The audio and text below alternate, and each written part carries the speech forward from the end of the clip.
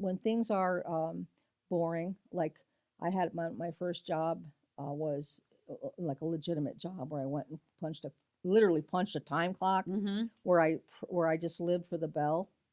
That was when I was sewing muffs on on sweatshirts. It was so boring. What?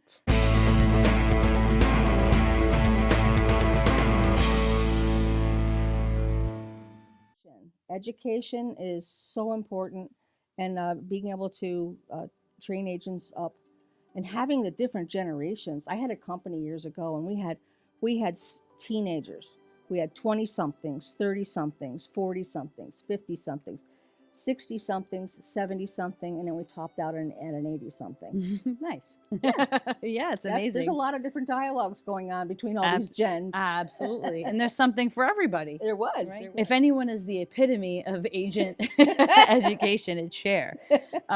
So I guess I just went through a course. Well, it was actually train the it was presenter. train the presenter. God, I did brutal.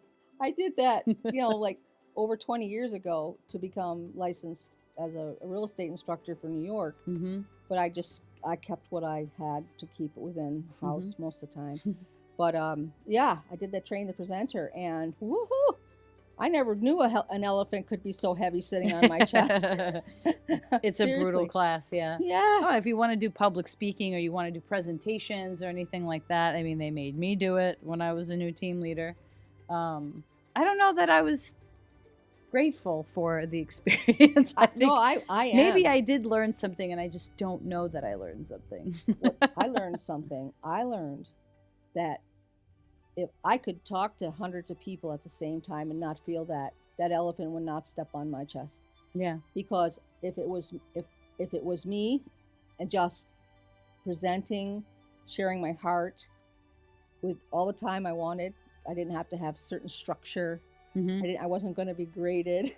Yeah. I wasn't going to be timed. Time's up. I was like, oh, wait a minute, I didn't get to say it all. That was really hard. Yeah. So that was the big difference, but it's important. What do you think that agents should dive into in terms of education? What do you think they need? Well, they need to know, right? They need to understand the market that they're in right now.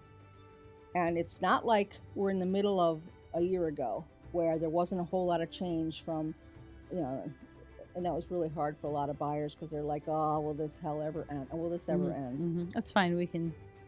Okay. So it or was we really, don't have to. It was really hard. You had buyers making an offer after offer after offer, being beat out. Agents were learning how to use acceleration clauses. They were learning.